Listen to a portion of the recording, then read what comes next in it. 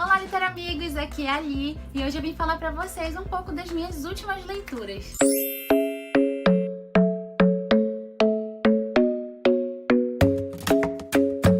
Bem, pra você que tá chegando de paraquedas aqui no canal, nós estamos fazendo um especial essa semana, falando um pouco das nossas últimas leituras, porque a gente ficou um tempinho aí em atos, mas agora a gente voltou com força total. Vocês podem conferir já o vídeo da Lu, da Keila, o meu agora e depois só falta o da Pan. Bem, pra esse vídeo eu decidi falar pra vocês um pouco das minhas leituras do ano passado ainda. Eu gravei no ano passado a tag dos 50%, a gente vai colocar aqui nos cards pra quem quiser conferir, e eu falei um pouquinho das leituras que eu fiz aí no primeiro semestre de 2019. Então eu resolvi comentar com vocês uma espécie de top 5, falando dos melhores livros que eu li no segundo semestre de 2019. Mas antes de falar dos livros propriamente ditos, não esqueça já de curtir esse vídeo. Se você ainda não é inscrito no canal, seja um literamigo, se inscreva, ative o sininho de notificações para você sempre saber quando tem vídeo novo aqui no canal. E agora vem conferir. Bem, o primeiro livro que eu vou mostrar aqui foi a melhor leitura que eu fiz no ano passado, que foi As Três Partes de Grace. A gente recebeu esse livro de parceria com a galera Record e ele é muito especial. Eu fiquei um pouco receosa de começar a ler porque eu tinha visto algumas pessoas falando que era um livro forte, então eu comecei assim com um medinho, mas eu terminei muito satisfeita e muito feliz por ter concluído esse livro, por ele ter entrado na minha vida. A história desse livro, na verdade, não tá focada em um só personagem. Ela tem uma estrutura que eu particularmente gosto muito, que é mostrar um capítulo na visão de cada personagem diferente. A primeira que a gente conhece é a Grace, que é a personagem que dá nome aqui ao título do livro, e ela é adotada. Ela é filha única de uma família aparentemente bem estruturada, só que acontece uma coisa bem desagradável para todos eles, que é a Grace engravidar aos 16 anos. Nem os pais dela, nem os pais do namorado dela ficam felizes com essa situação, então eles meio que acabam forçando os dois a entregarem a criança para adoção, mesmo com a Grace sendo adotada. O namoro da Grace não resiste a essa situação, na verdade, mesmo antes disso acontecer, já não estava resistindo, e ela meio que fica aí na margem da sociedade escolar. Ela perde os amigos, ela para de ir para as aulas, ela tem uma espécie de depressão, uma depressão pós-parto, e é muito triste acompanhar isso logo no primeiro capítulo, já é um tapão na nossa cara, e eu já comecei o livro chorando. Só que como nada é fácil para os personagens desse livro, a Grace descobre que ela tem uma irmã biológica. Essa irmã é a Maya, e a Maya é adotada por uma outra família, e ela se sente muito assim, peixinho fora d'água com relação a eles, porque a família é toda ruiva, eles têm uma filha biológica, e a Maya tem características físicas totalmente diferentes. Eles têm um sangue meio latino, então eles são morenos, e ela se sente super deslocada com relação à família adotiva dela. A Maya é uma personagem lésbica, ela tem uma namorada que é a Claire, que é muito bacana, mas a Maya faz de tudo pra estragar todas as ótimas relações que ela tem com as pessoas, e ela fica transitando entre a gente ficar com vontade de dar um abraço nela e estapear, porque ela é muito chata, ela é muito irônica, usa muito de sarcasmo pra lidar com as pessoas, e ela acaba afastando um pouco aqueles que gostam dela. E por fim, a gente tem o Joaquim, que é uma personagem que eu queria guardar num potinho de tão maravilhoso que ele é. Ele é o irmão mais velho das meninas, né? A Maya é a caçula e a Grace é do meio, e ele não teve a mesma sorte que as meninas. Ele passou por várias famílias que abrigaram ele por momentos distintos da vida dele, só que agora aos 17 anos ele finalmente parou numa família e ele tem um medo enorme, não é nem de ser abandonado, mas é de ser adotado, porque ele acha que as pessoas não são capazes de amá-lo. Eu sei, é muito triste.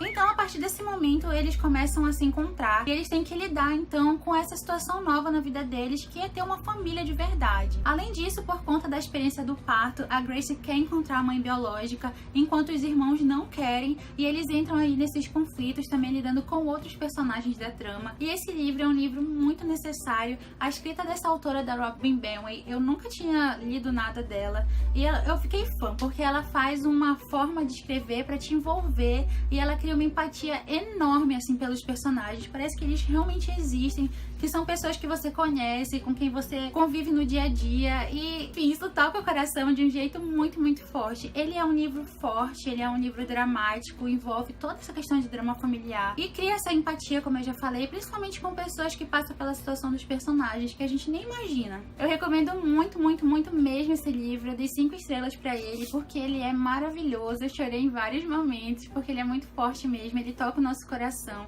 Então, se vocês tiverem a oportunidade de ler As Três Partes de Grace, leiam, porque vocês não vão se arrepender. Bem, o segundo livro que eu li no semestre do ano passado, e que eu gostei muito da experiência, foi Viagem ao Centro da Terra. Eu nunca tinha lido nada do Jules Verne, então foi uma surpresa muito grande. Eu confesso que a princípio ele fugiu totalmente do que eu imaginava que fosse ser essa história, mas eu não me decepcionei. Esse livro conta a história de um professor, que é o Lindenbrook, e ele é um geólogo e um mineralogista. Um dia na biblioteca dele, mexendo nas coisas, nos livros, ele encontra uma espécie de mapa que tem umas indicações para encontrar o centro da Terra. Ele então começa a se organizar para ir nessa empreitada, arrastando o sobrinho dele, que é o Axel.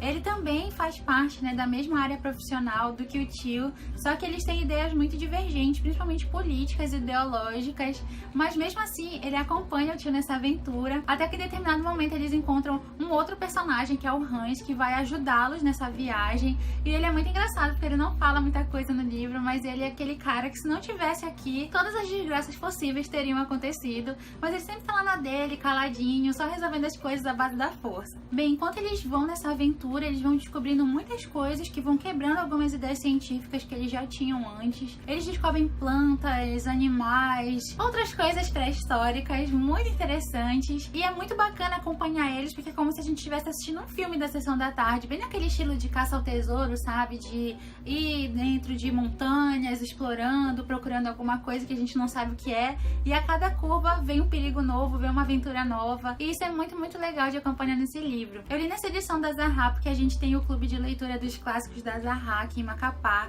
E essa foi uma das leituras escolhidas do ano passado. E essa edição aqui é muito primorosa, não só porque ela é linda, capa dura, tem uma folha de guarda muito bonita também, mas porque ela é ilustrada e ela tem notas de rodapé que facilitaram muito na compreensão do livro. Ele é bem curtinho, então eu recomendo bastante para quem, assim como eu, ainda não tinha tido contato com o autor.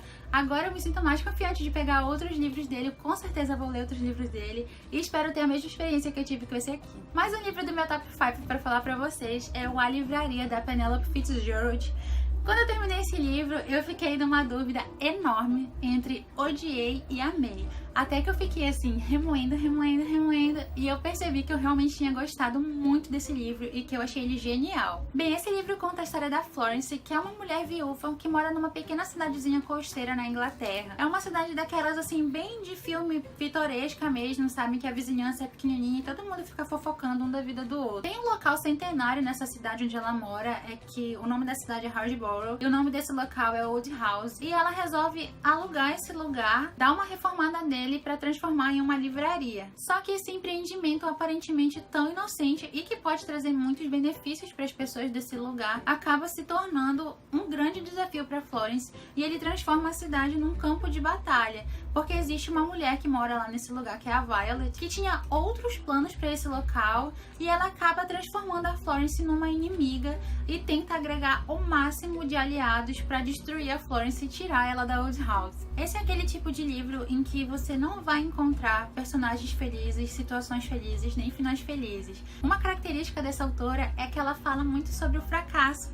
de uma forma poética, de uma forma que faz a gente pensar, e às vezes fica até meio que nas entrelinhas, e você só vai perceber isso depois, que foi exatamente o que aconteceu comigo. A gente tem uma crítica bem forte aqui à sociedade, principalmente nessa questão do poder aquisitivo, do status social, serem fatos que acabam dividindo a gente e transformando a gente em inimigos mesmo na sociedade.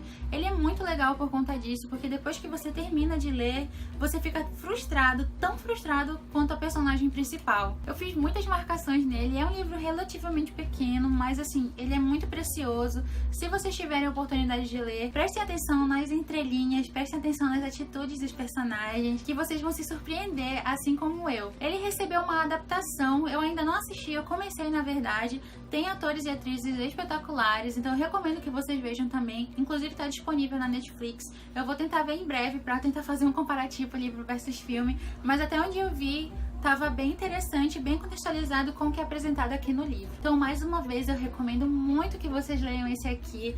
Não vai tirar nenhuma noite de vocês, porque ele é curtinho e é maravilhoso. Mais um livro maravilhoso que foi lido no ano passado foi o Drácula, de Bram Stoker. Eu sempre quis ler esse livro e até então não tinha tido a oportunidade, mas a gente também escolheu como leitura do ano passado para o Clube de Leitura dos Clássicos da Zaha. E eu engoli esse livro assim com tanta sede, porque... Engoli com tanta sede.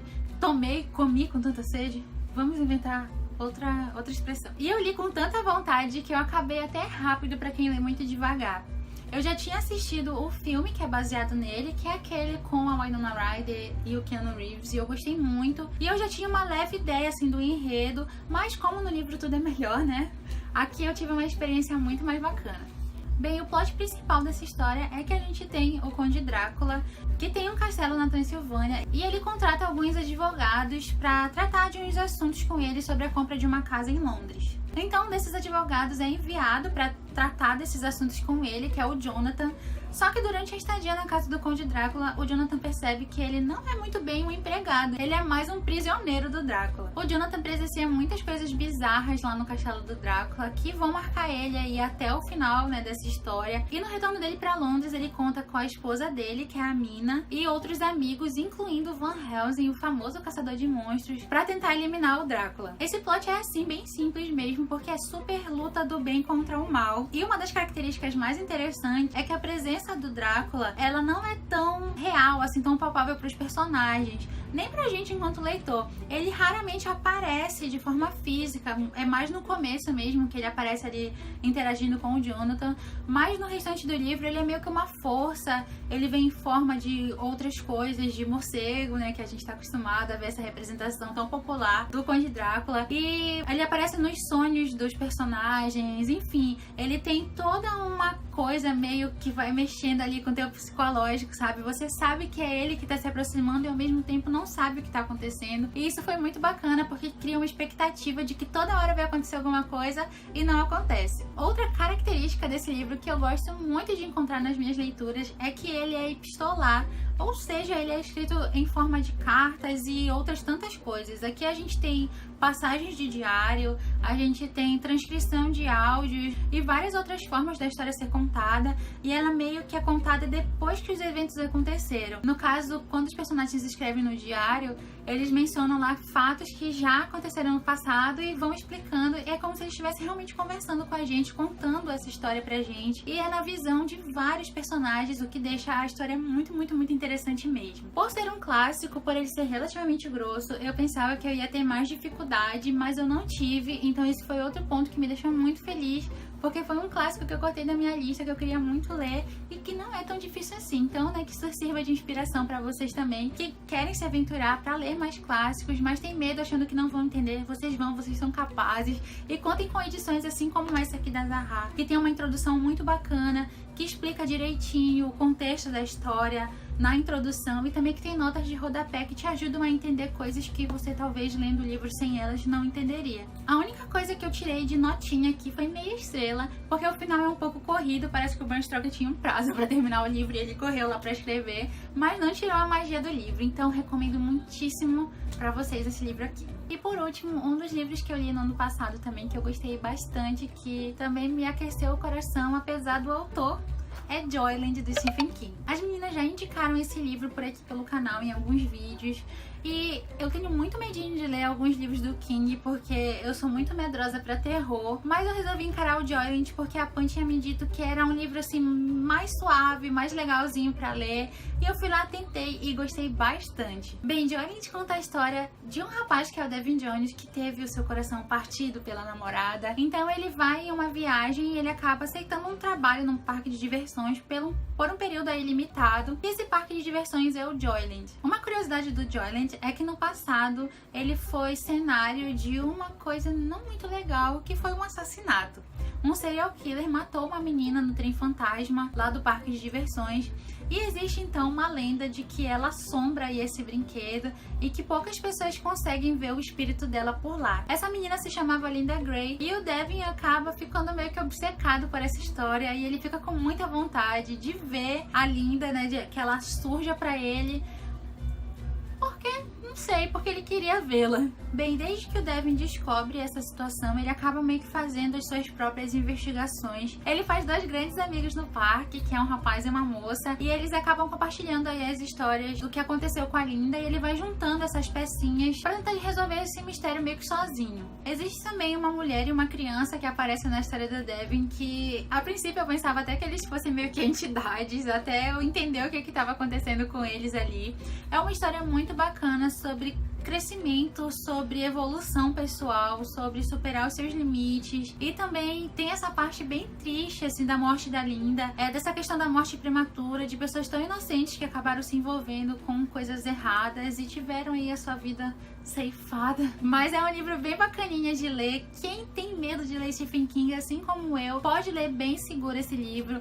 A única parte que me deu meio que um arrepio foi a parte em que se conta o que aconteceu com a Linda, que não é muito bacana, mas como eu adoro esse tipo de história, é um lado mórbido meu, gosto muito dessas vibes serial killer, então eu fiquei bem interessada também. Eu acho que eu meio que teria feito aí o que o Devin fez. O final é bem inesperado, eu não tava fazendo nenhuma teoria, eu sou muito ruim de teoria, pra falar a verdade, então tudo isso acaba sendo um choque, uma surpresa pra mim.